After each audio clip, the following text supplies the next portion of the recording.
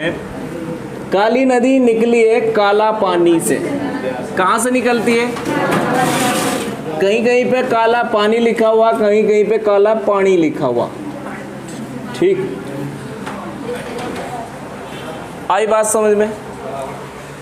जो ये काली नदी है ये उत्तराखंड की सबसे लंबी नदी है। काली नदी की लंबाई कितनी है? 252 किलोमीटर। पूरे उत्तराखंड में सबसे लंबी नदी काली नदी है। ठीक, इस नदी के पार करेंगे तो देश आ जाएगा नेपाल। ठीक भाई, और इससे इधर होंगे तो उत्तराखंड या भारत। ठीक, भारत और नेपाल की सीमा निर्धारित करती है काली नदी, ये पॉइंट याद रखना। ठीक, काली नदी लिपू लेक के पास काला पानी से निकलती है। लिपू लेक के पास काला पानी से निकलती है। और काली नदी की पहली सहायक नदी कौन सी है? काली नदी की पहली सहायक नदी कौन सी है? कुटियांगटी। इतनी दूर से नहीं आती, थोड़ा सा ऊपर से आती है, लिम्पियाधुरा, सुना? कुटियांगटी। ठीक, काली नदी की पहली सहायक नदी कौन सी है? कुटियांगटी। ठीक, काली नदी निकली है काला पानी से। इसी काली नदी के बारे में हमें पढ़ना है, जिसे पुराणों में क्या कहा गया है भैया? श्यामा। याद रखना, काली नदी को पुराणों में श्यामा नदी कहा गया है। और मैं बताऊं तुम्हें, अगर उत्तराखंड की सबसे तेज नदी वाला पर्सन आया, उत्तराखंड की सबसे तेज नदी वाला पर्सन आया और आटा कार्ड ऑप्शन में नहीं है, तो काली नदी उत्तराखंड की सबसे तेज बड़ी नदी है। क्या कह रहे बेटा? सबसे तेज काली नदी भाई लगाना, इसी का पर्सन बनना पेपर में। मैंने बताया था पश्चिम में सबसे तेज बहने वाली यमुना और टोंस। ठीक, और पूरे उत्तराखंड में सबसे तेज बहने वाली काली नदी या श्यामा नदी है। ठीक, जिसे काली गंगा भी कहा गया है। नहीं आ समझ में? लिख देना, इसका काली नदी का तीव्र प्रवाह है, ऐसे लिखना। काली नदी का तीव्र प्रवाह है या तीव्र प्रवाह वाली नदी है। प्रवाह नहीं लिखा जा रहा था बेटो, थोड़ा सा हिंदी पे ध्यान दो। ठीक, तीव्र प्रवाह वाली नदी कौन सी है? वर्तनी वाले आएंगे क्वेश्चन, वहाँ ध्यान से करके जाना। ज़्यादा से ज़्यादा शब्दों को देखो, अब समय आ गया बस पेपर का, ये समझो। ज़्यादा से ज़्यादा शब्दों को देखो और अर्थ भी देखो हिंदी में। हिंदी जिसकी कंप्लीट हो चुकी, वो चाहता है मैं हिंदी में 17 या 18 नंबर लेके आऊँ। ज़्यादा से ज़्यादा शब्दों को देखो, पर्यायवाची पढ़ो उनका। ठीक भाई, देखो। अच्छा, इसके बाद कुटियांगटी। कुटियांगटी काली नदी की प्रथम सहायक नदी है। निकलती कहाँ से? सही मायने में तो ये कुटी गांव से निकलती है। और आपको बताया था लिम्पियाधुरा भी बताया था। क्या? लिम्पियाधुरा। लिम्पियाधुरा दर्रे के पास से,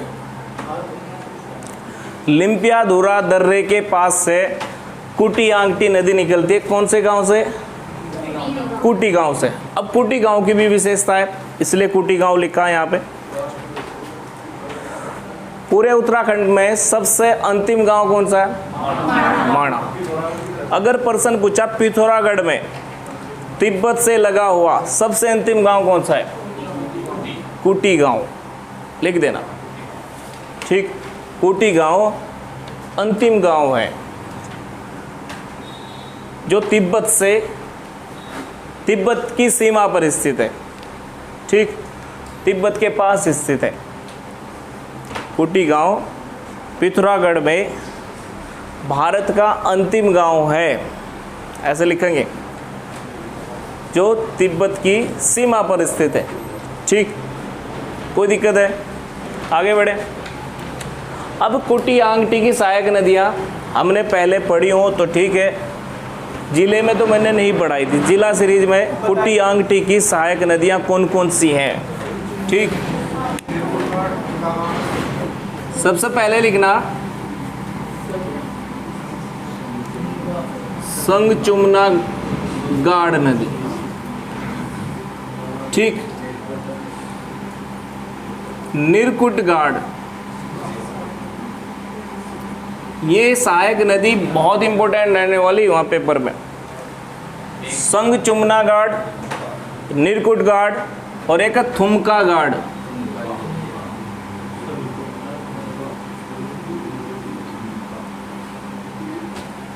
थुमका गाड़ नदी ये किसकी सहायक नदी है? कुटी आंगटी की। ठीक, 3 नदियां लिख दी हमने, ये कुटी आंगटी की सहायक नदी है। बिल्कुल बेटा, ये सहायक नदी जरूर आएंगी पेपर में, भले ही आपको अजीब अजीब से नाम लग रहे हो, लेकिन पेपर में हमें पेपर को क्लियर करना है, याद करने पड़ेंगे। यमुना की सहायक नदी कौन कौन सी बताई? शुरुआत से हो जाओ। कृष्ण घाट, बद्री घाट, हनुमान घाट, पुनाड़, उज्जैर, टोंस, ठीक, कमल घाट, आसन। कमल नदी कहाँ मिलती है यमुना से? नौगांव से। ये सब क्लियर कर लिए थे हमने। ठीक, नौगांव उत्तरकाशी में ही है। अच्छा, एक ऋषि गंगा भी मिलती है। ऋषि गंगा यमुना की भी सहायक नदी है और अलकनंदा की भी सहायक नदी है ऋषि गंगा। और भी बताएंगे जब धौली गंगा में भी ऋषि गंगा दिखाई देगा। 3 जगह है ऋषि गंगा का नाम, ऋषि गंगा 3 जगह नाम आता है। बात करेंगे अभी काली नदी की बात करते हैं। ठीक, काली नदी आगे बढ़ी, कुटी आंगटी नदी मिल गई। कुटी आंगटी की सहायक नदी संगचुमना गाड़, निरकुट गाड़, थुमका गाड़। निकली कहाँ से कुटी आंगटी? कुटी गांव के पास लिम्पियाधुरा से। ठीक, इसके बाद एक नदी आएगी जिसे कहा जाता है धौली गंगा। ठीक, धौली गंगा क्या कहा जाता है भाई इसको? धौली गंगा। ठीक, इस धौली गंगा के सामने ना तो पूर्वी लगता ना पश्चिमी लगता। गुंजी लिख दो, लो। ठीक, गुंजी लिपुलेख दर्रे को भी कहा जाता है, उसी के आसपास ही मिल जाती है ये नदी। ठीक, धौली गंगा, धौली गंगा कहाँ मिलेगी भैया? खेला गांव किसके पास है? तवा घाट के। अगर दोनों ऑप्शन में होंगे तो क्या लगाओगे भाई? खेला गांव लगाना है, क्योंकि सही मायने में खेला गांव में मिलती है धौली गंगा। और ये पिथौरागढ़ में है, इसलिए से पूर्वी धौली गंगा भी कहा जाता है। मैं बताऊं तुम्हें, जो इसके पश्चिम में धौली गंगा है उसे पश्चिमी धौली गंगा कहा जाता है। इसके नाम के सामने कुछ भी नहीं लिखा जाता, डायरेक्टली धौली गंगा लिखा जाता है। और इसी पर वो प्रोजेक्ट बना हुआ है, कौन सा? Dhauli Ganga power project. धौली गंगा, इसमें क्यों नहीं लिखा फिर हमने पूर्वी धौली गंगा पावर प्रोजेक्ट? क्या लिखा हुआ? केवल धौली गंगा पावर प्रोजेक्ट। किस नदी पे है? पूर्वी धौली गंगा पे। ठीक, किस पे है? पूर्वी धौली गंगा पे। लिख देना, इस नदी पर धौली गंगा परियोजना, ऐसा लिखना, धौली गंगा परियोजना बनी है। धौली गंगा परियोजना। ठीक, उसे तपोवन बोलते हैं बेटा। पूर्वी धौली गंगा पे बना है। ये कंफ्यूजन वाला पर्सन अभी याद रख लेना। धौली गंगा परियोजना किस नदी पर है? पूर्वी धौली गंगा पे। दोनों आएंगे, पश्चिमी धौली गंगा भी और पूर्वी धौली गंगा भी। धौली गंगा परियोजना किस नदी पर है? पूर्वी धौली गंगा पे। ठीक भाई, अब बात करते हैं ये धौली गंगा निकलेगी कहाँ से। भाई पिथौरागढ़ की बात कर रहे हैं हम, ठीक। जिसने ये नदियाँ नहीं पढ़ी ना, मैप जरूर देखना या पूरा मैप नहीं पढ़ा, पूरा उत्तराखंड का जो जिला सीरीज नहीं करी आपने, इसका मैप जरूर देखना कर। काली नदी तंत्र का मैप कहाँ कहाँ है, कौन कौन सी नदी मिलती हैं इसमें, कहाँ कहाँ मिलती हैं, तब क्लियर हो जाएगा। मेहनत तो करनी पड़ेगी भाई। कुछ जो बंदे लेट आए हैं, लेट ज्वाइन करा है, उन्हें मैप जरूर देखना पड़ेगा, ज़्यादा मेहनत करनी पड़ेगी, ठीक। बताओ भाई, जो ये कौन सी नदी है, इसका उद्गम स्थल, कोई उद्गम स्थल इसका नहीं माना जाता, क्योंकि ये दो नदियों से मिलकर बनी। एक तो दारमा से और एक लिस्सर पहाड़ी से नदी आई, लिस्सर, ठीक। एक दारमा नदी आई और एक लिस्सर नदी आई, ठीक। कौन सी पहाड़ी से, लिस्सर पहाड़ी से, ये दारमा घाटी से आई, ठीक। दारमा और लिस्सर नदी मिलकर ही धौली गंगा नदी बनाते हैं, जिसे पूर्वी धौली गंगा कहा जाता है। दारमा और लिस्सर नदी मिलकर क्या बनाती है भैया, पूर्वी धौली गंगा, ठीक। दारमा और लिस्सर किसकी सहायक नदी हैं, डायरेक्ट क्वेश्चन आया। दारमा और लिस्सर पूर्वी धौली गंगा की सहायक नदी हैं। बताओ भाई, कुमाऊं की सबसे ऊंची चोटी कौन सी है, पंचाचोली, ठीक। कुमाऊं की सबसे ऊंची चोटी, अगर ऑप्शन में हरदोल आ रहा ना, हरदोल आ रहा, ठीक, तो ये सबसे ऊंची चोटी है, याद रखना इसको। पिथौरागढ़ में स्थित है हरदोल, पिथौरागढ़ में तिब्बत की सीमा पर स्थित है, जस्ट लिख देना साइड में। ये कंफ्यूजन वाले पर्सन अगर आगे अगर ऑप्शन में उल्टा सीधा दे दिया ना उन्होंने, फिर दिक्कत आएगी वहाँ पे। बताओ भाई, कुमाऊं की सबसे ऊंची चोटी, ऑप्शन में अगर हरदोल नहीं है तो पंचाचोली, पंचाचोली सबसे ऊंची चोटी है। इसकी तो हाइट भी पूछी थी टेस्ट में, ठीक। 6904 मीटर, पंचाचोली पर्वत की हाइट 6904 मीटर है, ठीक। और हरदोल 71 से ऊपर है, दोनों आएंगे तो ये लगाना जब इसकी हाइट ऊपर है। इसकी हाइट ज़्यादा है भैया पंचाचोली से, ठीक। कुमाऊं की सबसे ऊंची चोटी हरदोल आएगी अगर दोनों आ गए ऑप्शन में, ये तो बता रहे थे। बताओ भाई, ये बीच में ध्यान आ गया बस। देखो, पूर्वी धौली गंगा किन नदियों से मिली, किन नदियों से बनी है, दारमा और लिस्सर से, दोनों इसी की सहायक नदियाँ होंगी, ठीक। बताओ, खेला गांव किस जिले में, पिथौरागढ़। इधर सबसे ऊपर ये पिथौरागढ़ है, गुंजी, खेला गांव। अब कौन सा आएगा, जोलजीबी, ठीक। जोलजीबी जो स्थान है, जोलजीबी स्थान ना बहुत पवित्र माना जाता है कुमाऊं में।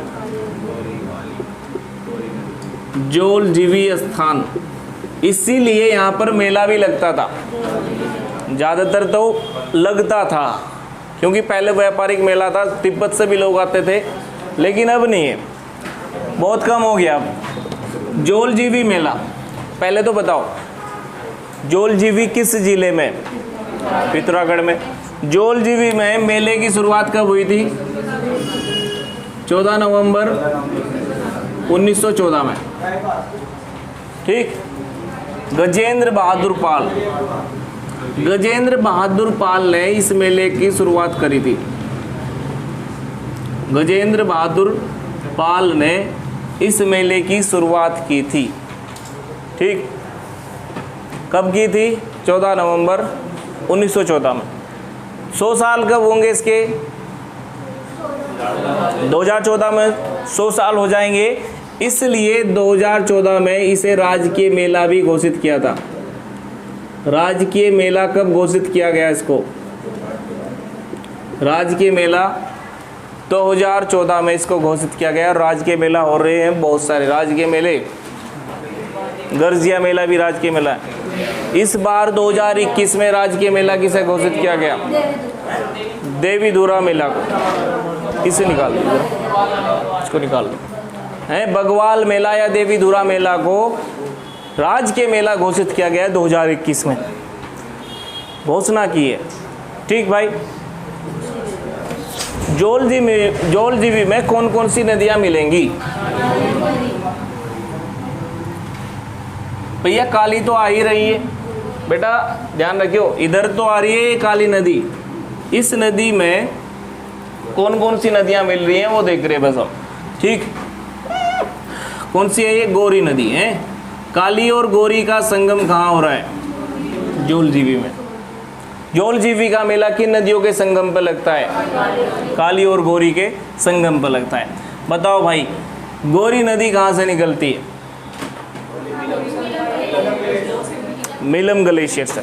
ठीक, अब और सुन लो जरा, जिसने मिलम ग्लेशियर पढ़ा है उसके बाद की बात करते हैं। मिलम ग्लेशियर से नदी निकलती है गौरी गंगा।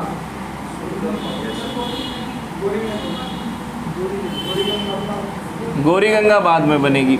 ठीक, शुरू में क्या निकलती है? गौरी नदी। मिलम ग्लेशियर से गौरी नदी निकली और रालम ग्लेशियर से रालम नदी निकली। ठीक, ये राम ग्लेशियर जिसे नहीं पता वो पूछ लियो भी, शर्माना मत बिल्कुल भी। क्या लिख दिया? ग्लेशियर। ये रालम गाड या रालम नदी भी कहते हैं इसको, हैं? बताओ, गौरी नदी और रालम नदी मिलकर ही गौरी गंगा का निर्माण करेंगी। दारमा और लिस्सर मिलकर किसका निर्माण करती हैं? पूर्वी धौली गंगा का। और गौरी नदी और रालम गाड मिलकर किसका निर्माण करती हैं? गौरी गंगा का। ठीक भाई। मिलम ग्लेशियर से फिर कौन सी मानी जाएगी? गौरी नदी अगर पूछा जाए डायरेक्टली कि गौरी गंगा या गौरी नदी कहाँ से निकली, मिलम ग्लेशियर ऑप्शन में हुआ तो ठीक है। आई बात समझ में? रालम गाड किसकी सहायक नदी है? गौरी गंगा बताना। रालम गाड किसकी सहायक नदी बताना? गौरी गंगा की, गौरी नदी की नहीं। ठीक, आई बात समझ में? आगे बढ़े। और कौन कौन सी इसकी सहायक नदियां हैं? है जी, क्या किसकी बात कर रहे हैं हम? गौरी गंगा। एक तो गौरी नदी और रालम नदी गौरी गंगा की सहायक नदी है। कहाँ मिलती है गौरी गंगा? जौलजीबी में। और कौन कौन सी है? मदकानी इसकी महत्वपूर्ण सहायक नदी है। मदकानी पढ़ने में ऐसा लगेगा मंदाकिनी, और लिख रहा क्या? मदकानी। मंदाकिनी सहायक नदी है अलकनंदा की, लेकिन मदकानी किसकी सहायक नदी है? गौरी गंगा की। गौरी गंगा की दो सहायक नदी, रालमगाड, मदकानी, और एक है रोंटी, रोंटी गाड।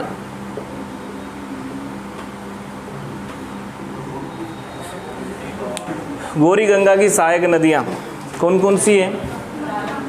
रालमगाड, मदकानी और रोंटी गाड। ठीक, तीन सहायक नदी हमने लिखी हैं अभी। और साथ साथ में मंदाकिनी भी लिख दो जिसे नहीं पता। मंदाकिनी किसकी सहायक नदी है? अब तक तो ये आता था पेपर में, मंदाकिनी, मंदाकिनी। ठीक, ये अलकनंदा की सहायक नदी, ये भैया अलकनंदा की सहायक नदी। ठीक, लेकिन मदकानी किसकी है? गौरी गंगा। आगे बात करें,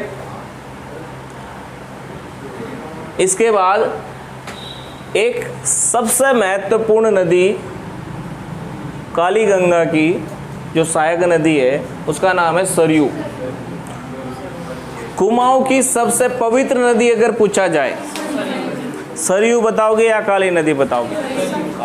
काली तो अपवित्र मानी जाती है, काली नदी को अपवित्र माना जाता है। लिख देना इसको भी साइड में, काली नदी को अपवित्र नदी माना जाता है। और ये भी याद रखना कि कुमाऊं की सबसे पवित्र नदी कौन सी है, तो सरयू बताना। ठीक, कुमाऊं की सबसे पवित्र नदी सरयू।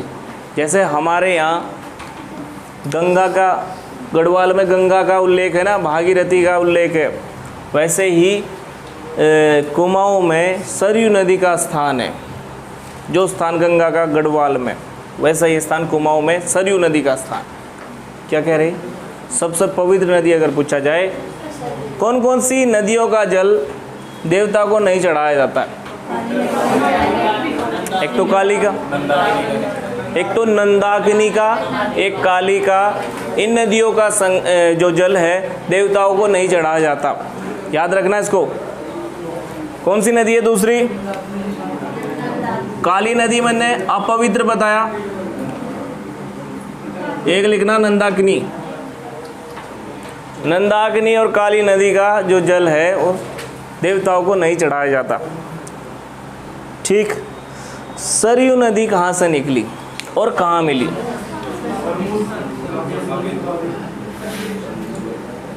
देखो भाई, पंचेश्वर ये जो स्थान है ये पिथौरागढ़ में ही है। पंचेश्वर स्थान कहाँ से है? सीमा पे है ना। पंचेश्वर अगर महादेव पूछा, पंचेश्वर महादेव कहाँ मंदिर है, तो चंपावत बताना। पंचेश्वर महादेव का मंदिर कहाँ? चंपावत में। देखो, दो किनारे होते हैं नदियों के, एक तो ये वाला किनारा, एक ये वाला जो किनारा है ये पिथौरागढ़ में पड़ता है, और इधर वाला चंपावत में। तो इसका मतलब ये बॉर्डर बनाएगी न बनाएगी? चंपावत का और पिथौरागढ़ का जो सीमा निर्माण करती है वो कौन सी नदी करती है? सरयू नदी। नीचे ये चंपावत है, ठीक, और ऊपर क्या है? पिथौरागढ़। मैंने ऐसे लिख दिया भाई, याद रखना इसको। और यहाँ पे थोड़ा सा आगे बढ़ के अल्मोड़ा शुरू हो जाएगा। फिर क्या शुरू हो जाएगा भाई? अल्मोड़ा। ठीक, तो पिथौरागढ़ अल्मोड़ा की सीमा भी कौन बनाएगी? सरयू। और चंपावत और पिथौरागढ़ की भी सीमा कौन बनाएगी? सरयू नदी बनाएगी। ठीक है, या चंपावत या अल्मोड़ा। ठीक, बात करते हैं हम इसके शुरुआत की। शुरुआत कहाँ से हुई? सरमूल झंडी से। सरमूल झंडी, झंडी का मतलब पहाड़ी होती है। सरमूल पहाड़ी से हुआ। इसका उद्गम कहाँ से हुआ? सरयू नदी का उद्गम कहाँ से हुआ है? सरमूल पहाड़ी से। सरमूल झंडी इसलिए बताया क्योंकि झंडी का मतलब ही पता होना चाहिए आपको। झंडी का मतलब क्या है? पहाड़ी। ठीक, गाड़ का मतलब क्या है? नदी। ठीक, बताओ भाई। इसके बाद ये सरमूल से निकली, इस सरयू नदी की भी सहायक नदियां हैं। मैंने जैसे इसकी बताई सहायक नदी, इसकी बताई, तो सरयू नदी की भी सहायक नदी होंगी। बताओ, सरमूल से निकली, कहाँ मिली? काली नदी में, पंचेश्वर में। एक तो ये जरूर याद रखना, सरयू नदी कहाँ पर मिलती है? पंचेश्वर में। सबसे ज़्यादा जल काली नदी में कौन सी नदी गिराती है? सरयू नदी सबसे ज़्यादा जल काली नदी में गिराती है। ये एक ऐसी नदी है, बहुत बड़ी है, जो सरयू नदी में, काली नदी में सरयू सबसे ज़्यादा जल गिराती है। मैंने एक और बात बताई थी यमुना के साथ। यमुना में सबसे ज़्यादा जल टोंस नदी डालती है। ठीक, और काली नदी में सबसे ज़्यादा जल सरयू डालती है। ठीक, और गंगा में, भागीरथी में कौन सी डालती है? अलकनंदा। अलकनंदा सबसे ज़्यादा प्रवाह वाली नदी है। अपवाह तंत्र या सबसे ज़्यादा जल लेके आने वाली उत्तराखंड की कौन सी नदी है? अलकनंदा है। सबसे ज़्यादा लंबी कौन सी है? काली। सबसे ज़्यादा चौड़ी या जल लेके आने वाली सबसे बड़ी नदी कौन सी है? अलकनंदा। ठीक, बात करेंगे उसकी आगे जब नदी तंत्र बताएंगे, लेकिन अभी याद रखना सबसे ज़्यादा जल काली नदी में कौन सी गिराती है? सरयू नदी। ठीक भाई, इसके बाद इसमें सहायक नदी कौन कौन सी मिलेंगी? ये तो पता ही है सरयू है, ये तो पता ही है सरयू है। ठीक, सबसे पहले तो गोमती। बेटा इधर ये बागेश्वर की बात हो रही है, इधर बागेश्वर जिला है ये। सरमूल पहाड़ी किस जिले में? बागेश्वर में। फिर जो ये गोमती नदी है, गोमती नदी निकलती है डेबरा श्रेणी से। गोमती नदी निकलती है डेबरा श्रेणी। श्रेणी मतलब पर्वतों की श्रेणी, पर्वतों का श्रृंखला, पर्वतों की श्रृंखला हो जाएगी। ठीक, डेबरा श्रेणी से कौन सी नदी निकली?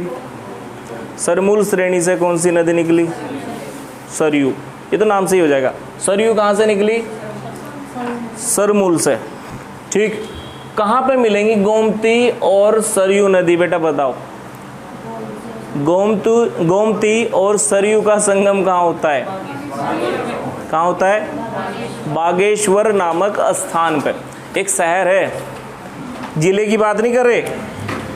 बागेश्वर पूरा जिला भी है, जैसे हरिद्वार है पूरा जिला।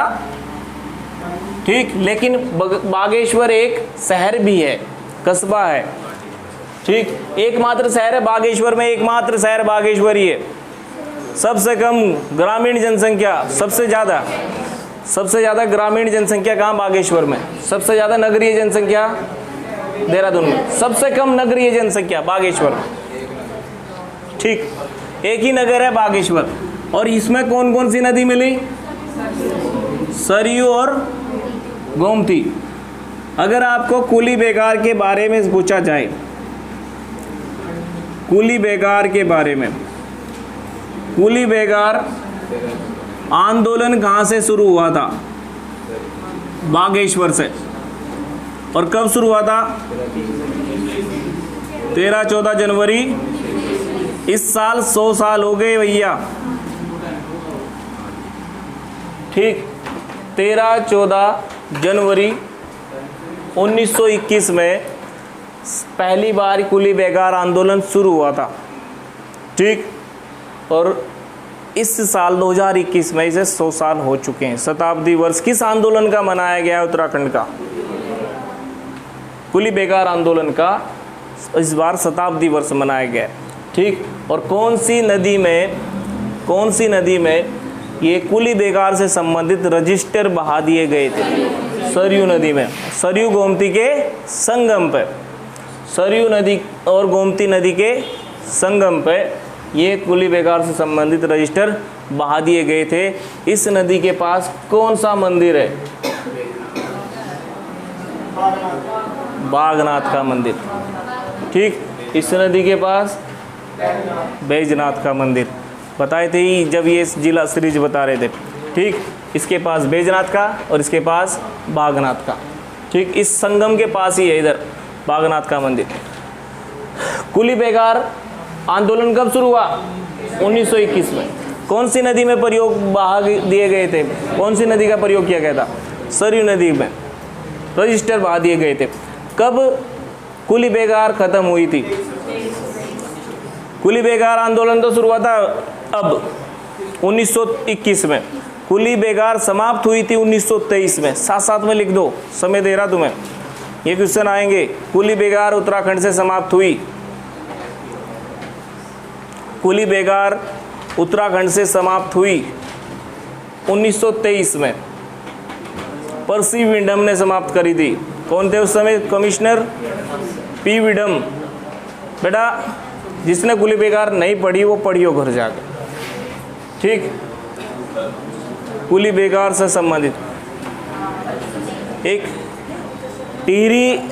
गोरखाओं के समय की मैंने वीडियो डाल रखी है, उसमें अंग्रेजों के समय की, यूट्यूब पे देख लेना। उसमें भी कुली बेगार आंदोलन बहुत कुछ बता रखा उसमें। ठीक, बताओ बेटे, कुली बेगार समाप्त कब हुई? लिखना कुछ नहीं है। किस कमिश्नर के समय में हुई? पर्सी मिंटम के समय में हुई। फिर कुली बेगार आंदोलन को रक्तपातहीन क्रांति किसने कहा था? महात्मा गांधी ने। असहयोग की प्रथम ईंट किसने कहा था? असहयोग की प्रथम ईंट स्वामी, इतना ही रहेगा याद, ठीक। स्वामी सत्यदेव है। हाँ जी हाँ। अच्छा सुनो, एक और बात सुनो। कुली बेगार आंदोलन से संबंधित पुस्तक लिखी गई थी एक, उसका कोई राइटर बता सकता है? कुली बेगार आंदोलन से शेखर पाठक। कुली बेगार आंदोलन से संबंधित पुस्तक शेखर पाठक। अच्छा ठीक है, जिसने कुली बेगार आंदोलन नहीं पढ़ा वो पढ़ियो, ठीक।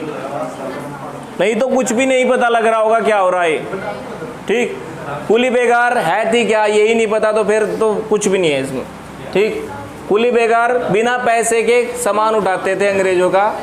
ये स्थानीय लोग, स्थान के लोग, गांव के लोग बिना पैसे के सामान उठाते थे, इसे कुली बेगार कहा जाता है। समाप्त कब हुई है? ये प्रश्न तो रट के ही जाना बिल्कुल। समाप्त कुली बेगार कब हुई है? 1923 में, ठीक। अब सरयू में और कौन कौन सी नदियां मिलेंगी? पनार सहायक नदी किसकी है? पहला प्रश्न तो ये सरयू की, ठीक। कहाँ मिलेगी? काकड़ी घाट में। काकड़ी घाट है कहाँ? इधर है, अल्मोड़ा में, ठीक। नीचे लिख रहा हूं मैं, काकड़ी घाट कहाँ है? अल्मोड़ा में, ठीक। बताओ काकड़ी घाट में किन किन नदियों का संगम होता है? बागेश्वर में किन किन नदियों का संगम होता है? पंचेश्वर में किस किस नदियों का संगम होता है? सरयू और काली का, ठीक। काकड़ी घाट क्यों फेमस है? ठीक, लिख देना। काकड़ी घाट में, काकड़ी घाट ब्रैकेट में लिख देना अल्मोड़ा। काकड़ी घाट में स्वामी विवेकानंद ने तपस्या की थी। काकड़ी घाट अल्मोड़ा में स्वामी विवेकानंद ने तपस्या की थी, इसलिए उत्तराखंड का बोध गया कहा जाता है। इसलिए इसे उत्तराखंड का बोध गया कहा जाता है। अगर पूछा जाए आपको पेपर में कि उत्तराखंड का बोध गया किसे कहा जाता है? काकड़ी घाट को, ठीक। बताओ भाई, बोध गया क्यों कहते हैं इसको? क्योंकि बोध गया में गौतम बुद्ध ने तपस्या की थी। बोध गया कहाँ? बिहार में। और यहाँ पर किसने तपस्या की? बहुत सारे लोगों ने तपस्या कर रखी है यहाँ पे, लेकिन एक प्रतिष्ठित व्यक्ति काकड़ी घाट, उत्तराखंड में किस बहुत सारे लोगों ने तपस्या कर रखी है या नहीं, लेकिन काकड़ी घाट में किसने तपस्या की? स्वामी विवेकानंद ने। तो काकड़ी घाट को क्या बोला जाता है? उत्तराखंड का बोध गया, ठीक। कोई दिक्कत नहीं है। एक तो सहायक नदी होगी सरयू की गोमती, दूसरी हो गई पनार, तीसरी होगी पूर्वी रामगंगा। कौन सी भाई? पूर्वी रामगंगा।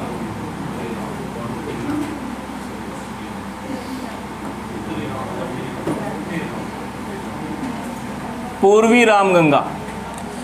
पूर्वी रामगंगा का संगम होता है रामेश्वर में। रामेश्वर कहाँ है?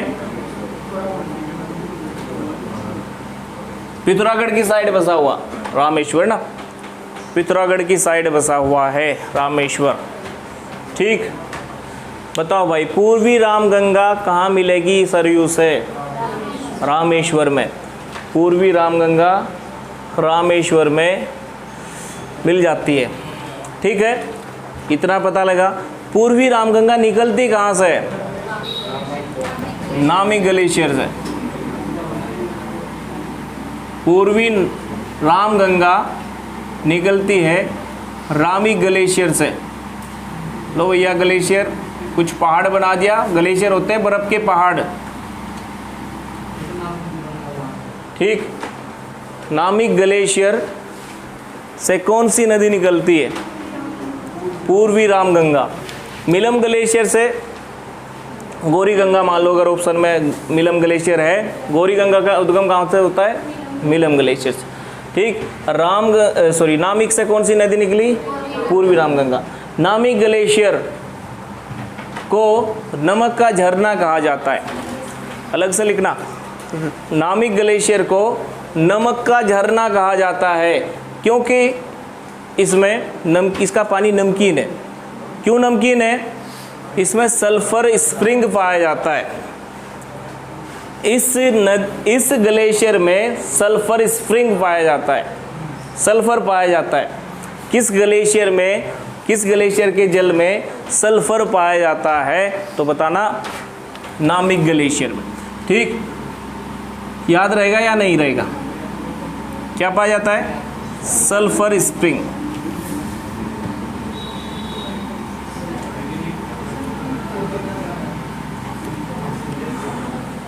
सल्फर स्प्रिंग किस में पाया जाता है भैया? नामिक ग्लेशियर में। ठीक, अब और बताओ इसके बारे में कुछ। मुझे एक बात बताओ, अगर पूछा जाए किस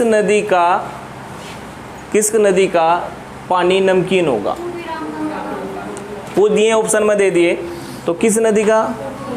जो नमकीन ग्लेशियर से निकली है उसी का। लगभग सारी नदियाँ तो वैसे मीठे पानी की है यहाँ।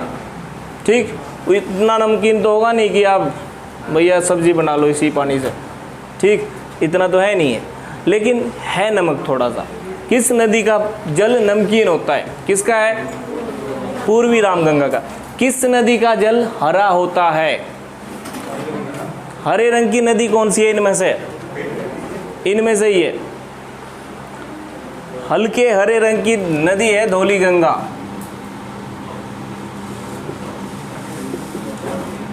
हल्के हरे रंग की नदी है धौली गंगा पूर्वी। और नमकीन वाली कौन सी है? पूर्वी रामगंगा। थोड़ी बहुत इनकी जो ये है ना विशेषता जरूर पढ़ के जाना। बताओ कौन कौन सी नदियों से सोना मिलता है? अलकनंदा से भी, पिंडर से भी, और काली से सबसे ज़्यादा सोना मिलता है। यहाँ काली नदी में सर्वाधिक सोना पाया जाता है। अगर पूछा जाए सबसे ज़्यादा सोना गोल्ड किस में मिलता है?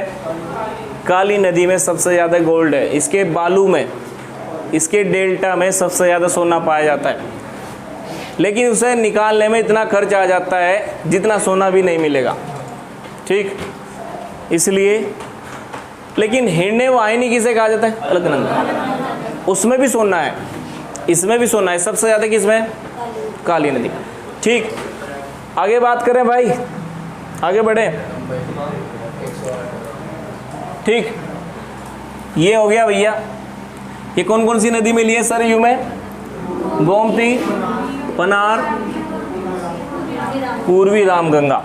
ठीक, ये नदियाँ मिलती हैं किसमें? सरयू में। और सरयू कहाँ मिलती है? पंचेश्वर।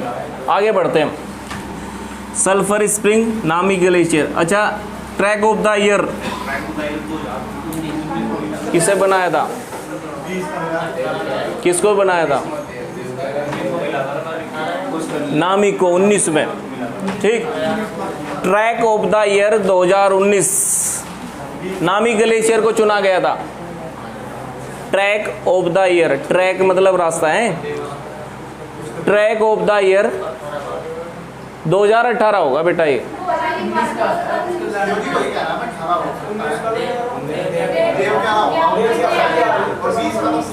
लिख लेना, ये 2018 लिखना। नामिक ग्लेशियर 2018 में ट्रैक ऑफ द ईयर चुना गया था।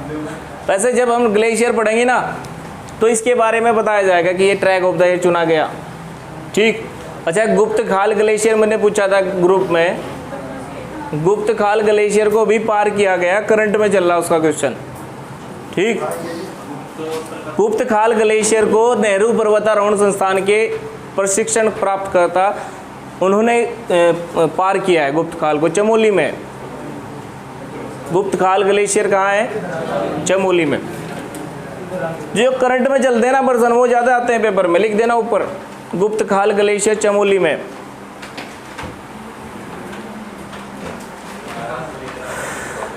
पहले तो यही याद करने भारी हैं और करंट के अलग से बहुत कुछ है भैया उत्तराखंड में। लेकिन एक बात तो है, अगर एक बार अच्छे से कर लेना तो फिर तो क्वेश्चन ऐड ही करने, बस फिर तो कवर हो जाता है, बस ऐड करने और ज़्यादा। ठीक, ये कुछ क्वेश्चन है, इन्हें ऐड करते चले जाना भैया। हरे रंग की नदी कौन सी है? पूर्वी धौली गंगा, ये बढ़िया क्वेश्चन है। नमकीन नदी कौन सी है? पूर्वी रामगंगा। बताओ भाई। इसके बाद चंपावत में नदी जाएगी, चंपावत में मिलती है या नहीं नदी मिलती? इससे चंपावत में मिलती है एक सबसे पहले लोहावती नदी। कौन सी नदी मिलती है? लोहावती। मुझे साकिर बताएगा लोहावती नदी किस स्थान से निकलती है?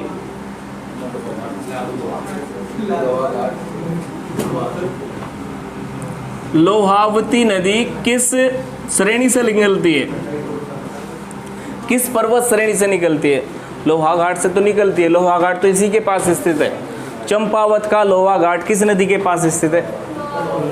ठीक, लेकिन भैया मैं पूछ रहा हूँ किस पर्वत श्रेणी से निकलती है? लिख देना ढेरनाथ, ढेरनाथ पर्वत श्रेणी। ढेरनाथ पर्वत श्रेणी से लोहावती नदी निकलती है और नाम से ही पता लग जाएगा लोहा घाट किस नदी के पास है? लोहावती नदी के पास। बड़ा आसान सा प्रश्न आता है पेपर में। और कहाँ पे मिलेगी ये काली नदी में? काली नदी में यह मिलेगी सेरा नामक स्थान पे। काली नदी में ये मिलेगी सेरा नामक स्थान पे। ठीक भाई, ढेरनाथ और लोहावती नदी दोनों याद रखना। ढेरनाथ से निकली लोहावती नदी और कहाँ मिली?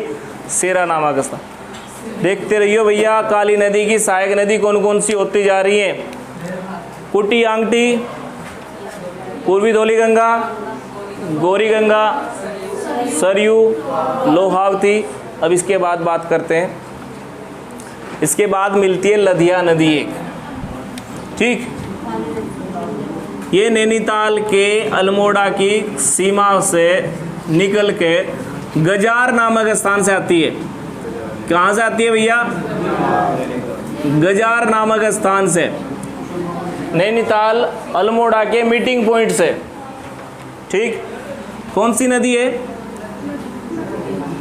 लधिया। और कहाँ मिलती है जाके? चूका या चूड़ नाम के स्थान पे। चूका नाम लिख दो बस, चूड़ नामक स्थान। ठीक, चूका नामक स्थान पे कौन सी नदी मिलती है काली से? सेरा नामक स्थान पे कौन सी नदी मिलती है काली से? पंचेश्वर नामक स्थान पे कौन सी मिलती है? सरयू। जौलजीबी में गौरी, खेला गांव में, गुंजी में कुटी आंगटी। ठीक, अगर प्रश्न आए कि इसके बाद भी कोई नदी मिलती है क्या काली नदी से? बताओ। इसके बाद ये कहाँ जाएगी? नेपाल में। प्रश्न है, ध्यान से सुनना, बढ़िया प्रश्न है ये। यहां पर एक स्थान आएगा टनकपुर।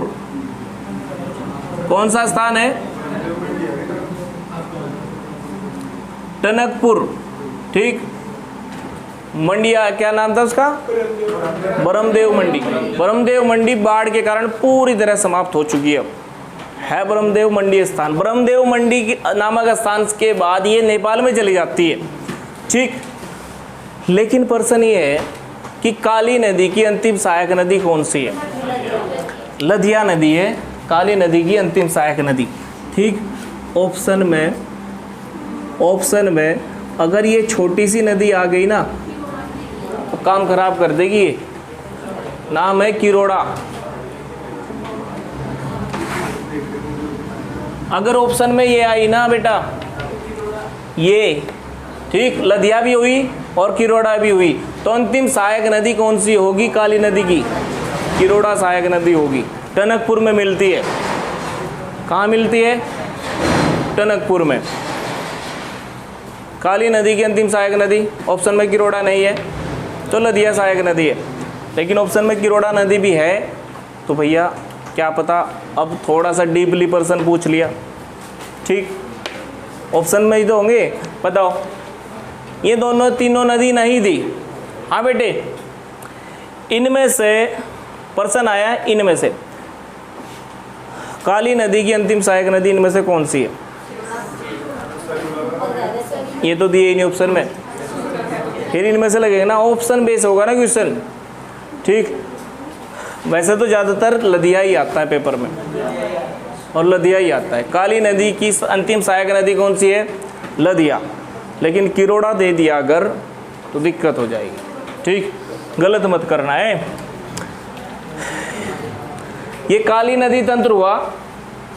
काली नदी तंत्र में एक पॉइंट है, प्रश्न आता है कि नेपाल और भारत की सीमा काली नदी निर्धारित करती है। यह कब तय हुआ था? कौन सी संधि के द्वारा?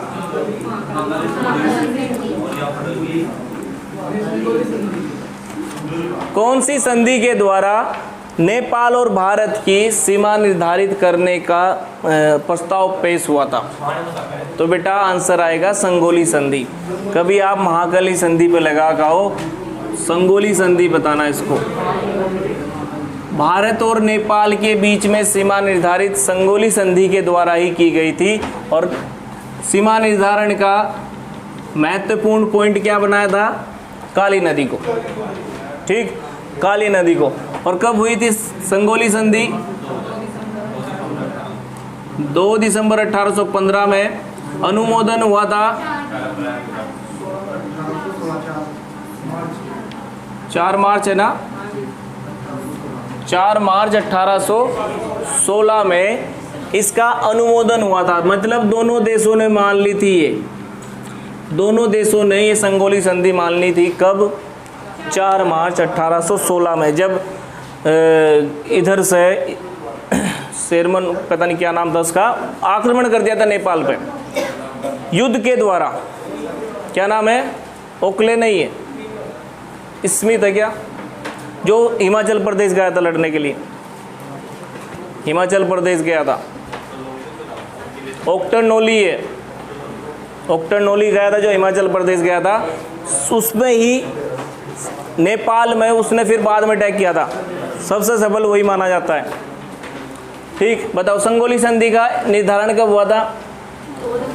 2 दिसंबर 1815 में। लेकिन इसे माना कब था दोनों देशों ने? फिर इसके बाद नेपाल के साथ अंग्रेजों ने 1921 में एक संधि करी थी,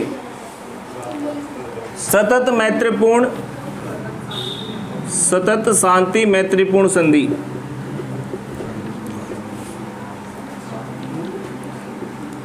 सतत शांति मैत्रीपूर्ण संधि कब की थी भैया? अंग्रेजों ने। अंग्रेज थे 1921 में। कौन थे भाई? नेपाल के साथ 1921 में सतत शांति मैत्रीपूर्ण संधि। संगोली संधि का अपग्रेड था ये, बस ये समझो।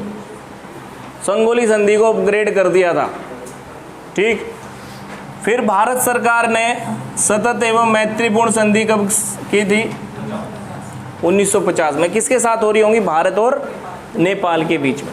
ये भारत सरकार ने की, और पहले ब्रिटेन के लोग थे यहाँ से, इसलिए ब्रिटेन के लोगों ने की होगी, ब्रिटेन के गवर्नर जनरल ने की होगी। ठीक, सुन लो भाई, फिर से बताओ। संगोली संधि 2 दिसंबर 1815, अनुमोदन 4 मार्च 1816 में। इसको अपग्रेड करके 1921 में सतत शांति मैत्रीपूर्ण संधि का नाम दिया गया। और भारत सरकार ने इसको क्या नाम दिया? नाम तो यही है, सतत शांति मैत्रीपूर्ण संधि। लेकिन नेपाल क्या चाहता था 1950 में कि मुझे ये उत्तराखंड हिमाचल प्रदेश वापस मिलना चाहिए। ठीक, क्यों चाहता था? क्योंकि हमारा क्षेत्र था ये, जब तक अंग्रेज नहीं आए थे यहाँ तब तक नेपाल के पास था उत्तराखंड और हिमाचल प्रदेश। अंग्रेजों ने लिया संगोली संधि के द्वारा, संगोली संधि के द्वारा नेपाल से ले लिया। ठीक, तो नेपाल वाले कह रहे हैं कि जब आप गए यहाँ सभी भारत छोड़कर अंग्रेज जब गए तो ये हमारा क्षेत्र था, हमें दे के जाते, नेपाल के लोगों ने कहा। लेकिन भारत सरकार थोड़ी सी राजनीतिक स्थिति से मजबूत थी उस समय पर, लेकिन नेपाल की सरकार इतनी मजबूत नहीं थी, आर्थिक दृष्टि से भी राजनीतिक दृष्टि से भी मजबूत नहीं थी। इसलिए भारत सरकार ने समझौता कर लिया। समझौता क्या कहा कि भैया हमारा ही रहेगा ये उत्तराखंड और हिमाचल प्रदेश हमारा ही रहेगा। समझौता सही मायने में उन्होंने किया नेपाल के। अब युद्ध तो कर नहीं सकते थे भारत पे, ठीक, समझौता ही करने में फ़ायदा था। समझौता क्या क्या किया, हम सहायता करेंगे आपकी, नेपाल को कहा, हर चीज़ हर क्षेत्र में भारत ने कहा। भारत को भी चाहिए था पड़ोसी मजबूत होना चाहिए, ठीक। लेकिन इसके बाद नेपाल में थोड़े से आर्थिक पावर होगी, राजनीतिक शक्ति ठीक ठाक हो गई, तो यहाँ का जो जल है, इस काली नदी के जल पर किसका अधिकार है, पहले तो बताओ। काली नदी का जल किसका होगा, भारत का होगा, नेपाल का होगा, दोनों का होगा भाई। ये नदी इस देश की भी है, नेपाल है इधर, ये नदी भारत की भी है। लेकिन भारत ने यहाँ पर पावर प्रोजेक्ट वगैरह, बांध वगैरह बहुत सारे बना दिए। भारत के पास पैसा था, नेपाल के पास पैसा नहीं था, इसमें बांध वगैरह नहीं बनाए गए, ना बिजली वगैरह बनाई गई, ना सिंचाई के लिए नहर निकाल ली गई, इधर को भारत ने निकाल रखी है, ठीक। इसलिए नेपाल ने कहा कि जो भी आप प्रोजेक्ट बनाओगे, हमारे पास इतना तो पैसा है नहीं कि हम बांध बना के यहाँ से नहर निकाल दें, जो आप प्रोजेक्ट बनाओगे उसमें से कुछ हिस्सा हमें भी देना चाहिए आपको, ठीक। हम बांध बनाने योग्य नहीं है, लेकिन आपको इसमें से कुछ हिस्सा देना पड़ेगा। इसलिए ये संधि कब हुई थी, महाकाली संधि नेपाल के साथ हुई थी। महाकाली संधि, महाकाली संधि कब हुई थी, 1996 में। ये नदी को लेकर है भैया, क्षेत्र को लेकर नहीं है, नदी के जल को लेकर है। अब भारत यहीं पे बांध बना दिया, बनबसा बैराज बांध। सारा जल अगर हम शारदा नहर से ही ले लें इधर, और जब बाढ़ आए तो उधर छोड़ दें, ऐसे होता था पहले, ठीक। बनबसा बैराज किस नदी पे, काली नदी पे है। शारदा नहर फिर निकाली गई है उससे, आई बात समझ में। शारदा नहर किधर आई, उधम सिंह नगर में, ठीक। शारदा काली नदी पे बताना, बनबसा बैराज किस नदी पे, काली नदी पे। वहीं से फिर टनकपुर के बाद ये निकल जाती है इधर नेपाल में, और इधर शारदा नहर आ जाती है। जब ज़रूरत होगी पानी की तो बांध से पानी रोक के इधर पानी ले लेते हैं, और जब ज़्यादा हो जाता है पानी नेपाल की तरफ छोड़ देते हैं, ठीक।